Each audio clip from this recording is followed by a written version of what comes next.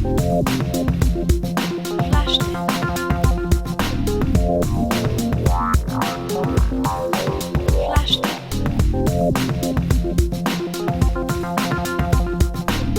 Flashed it.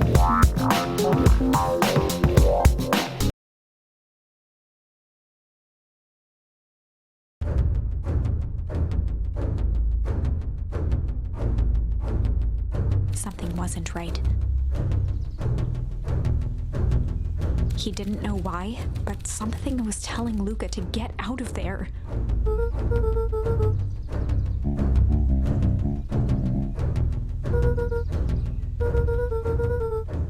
Luka twisted free of Nuncreed's grasp.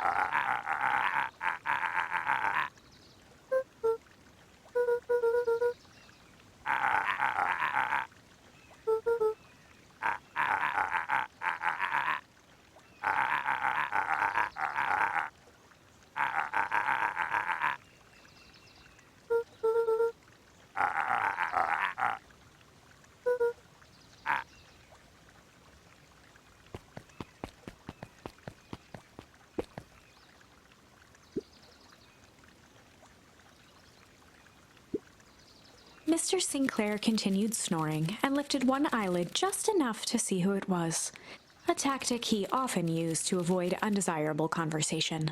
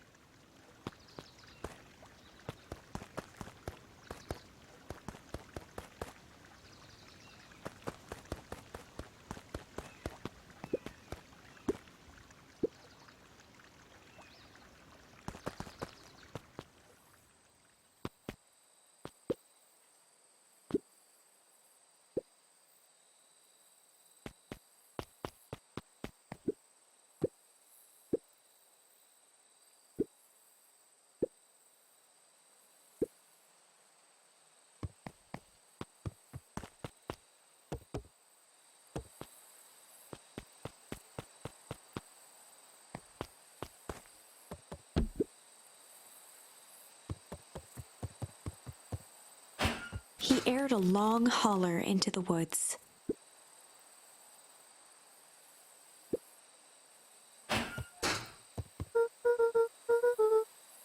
Luka felt his eyes getting heavy and plopped into the beanbag. He conceded to its lumpy embrace.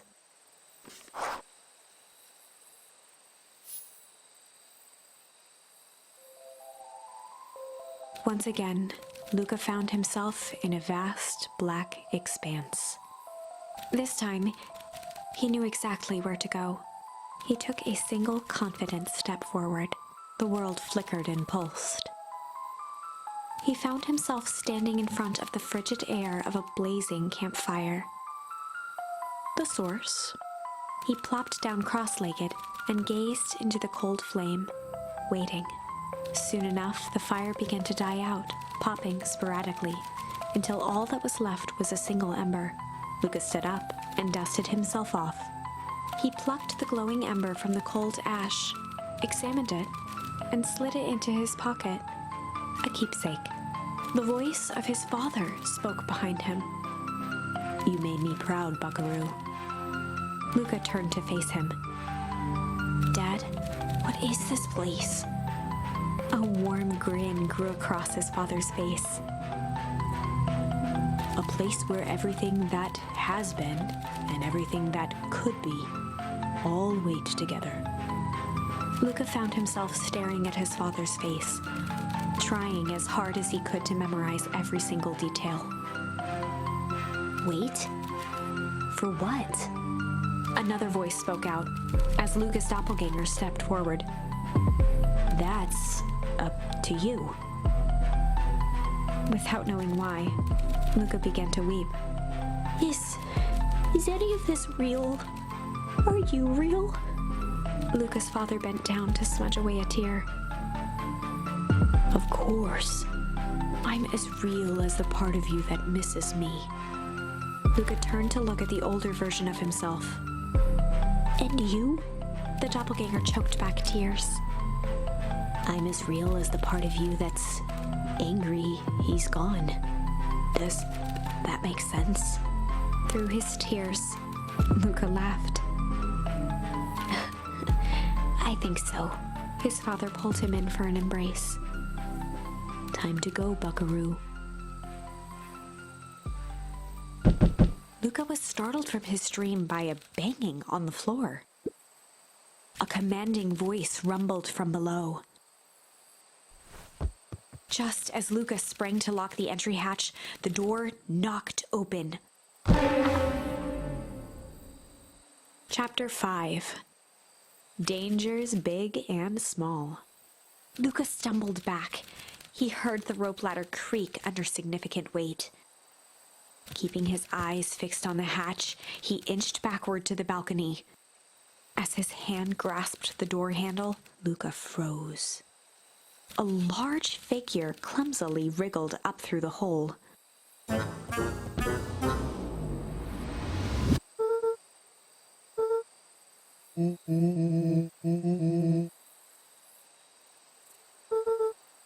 The large figure cocked its head inquisitively.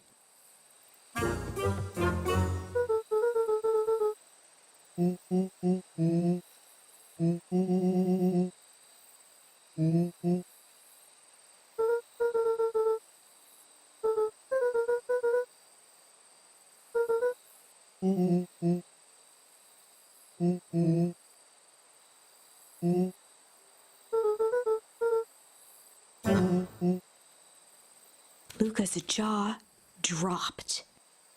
He peered more closely at the man standing in front of him.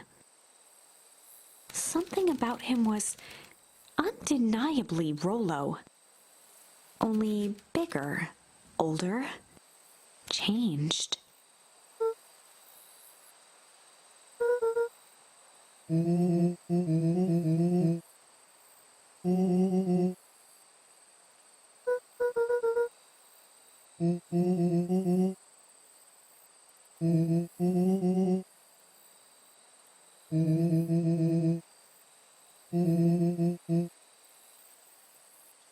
Rollo proudly presented his hands to Luka.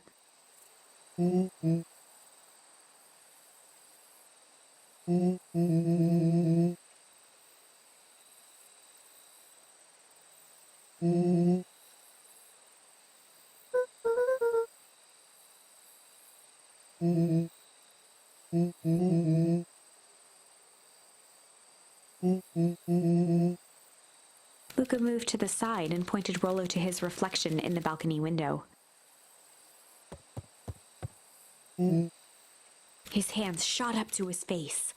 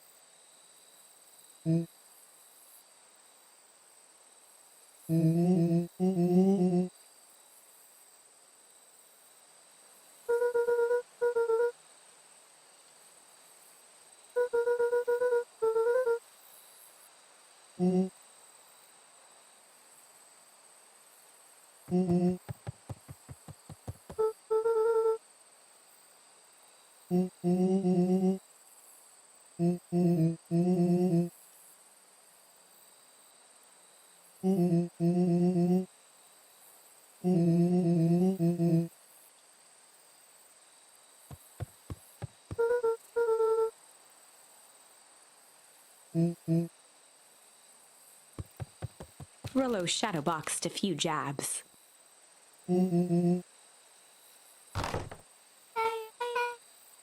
With a yelp, Rollo dove behind Luka.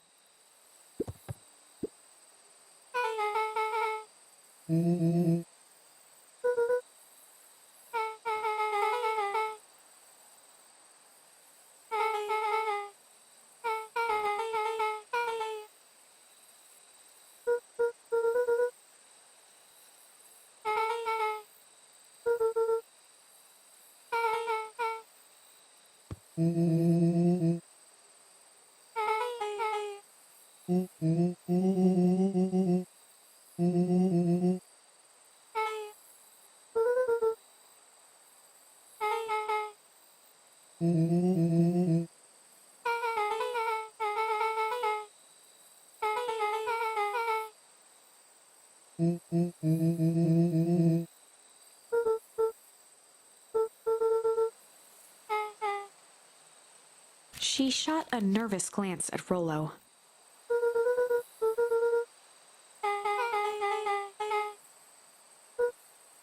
Beck's eyes narrowed.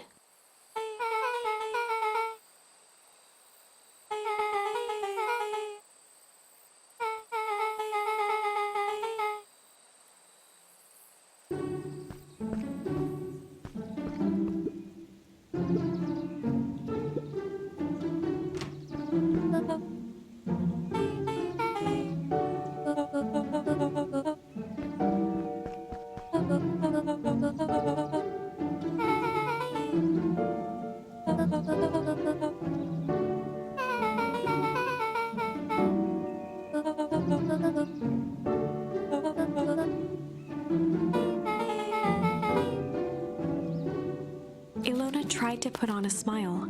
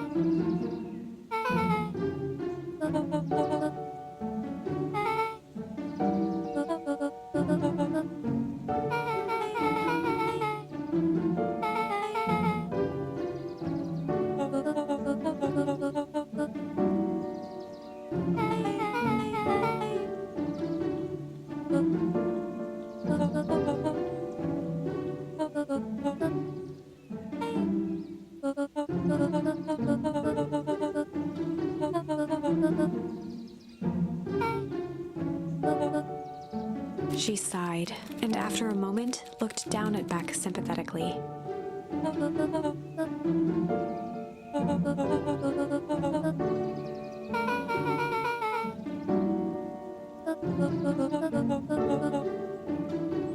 She flashed a sly grin and tousled Beck's hair.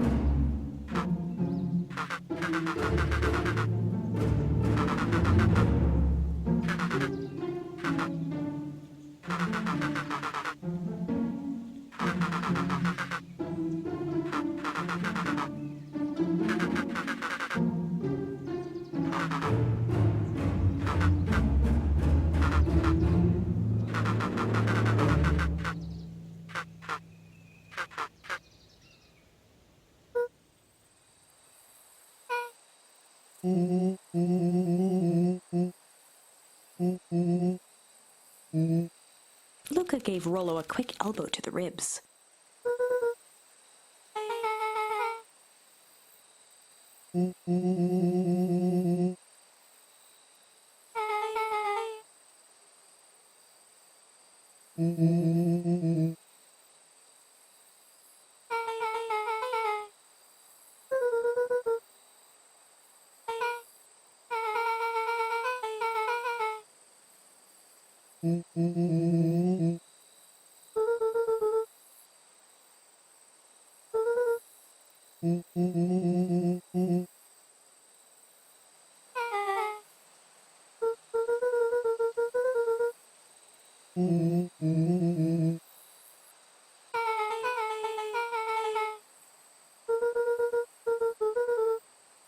Beck flicked a large sheet of paper out of her pocket and slammed it on the floor.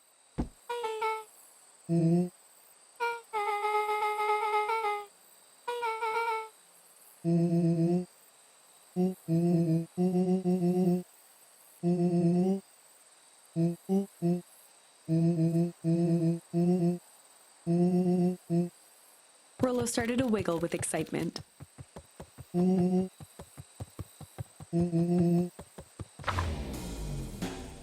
Chapter 6.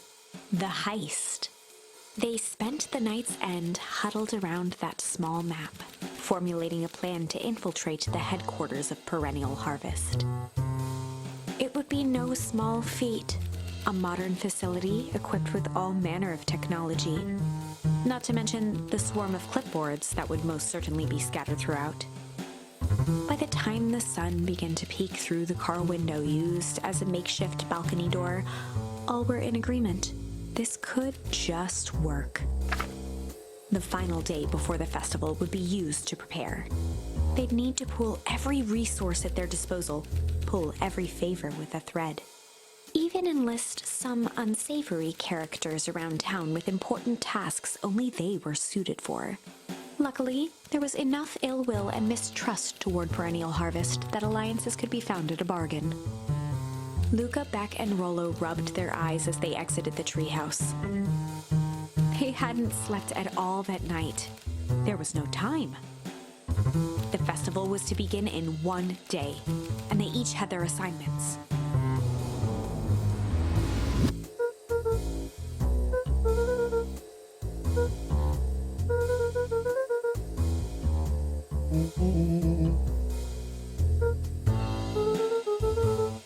He waved vaguely at Rollo's sizable figure. Beck snorted an involuntary giggle.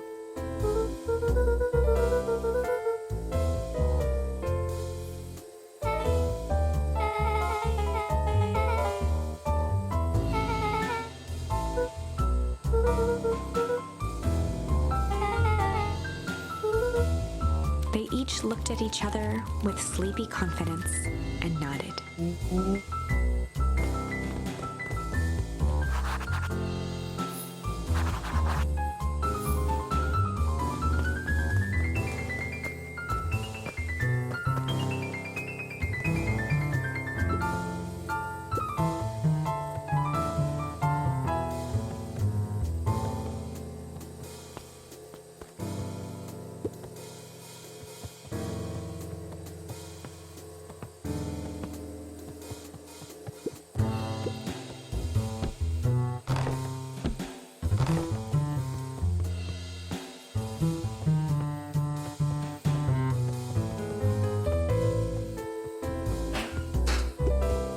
Luka looked up at the satellite dish. Rollo nearly killed himself putting that up into the tree. While it didn't turn the radio into an interstellar communicator, as he'd hoped, it did at least boost the signal enough to overhear truckers one town over.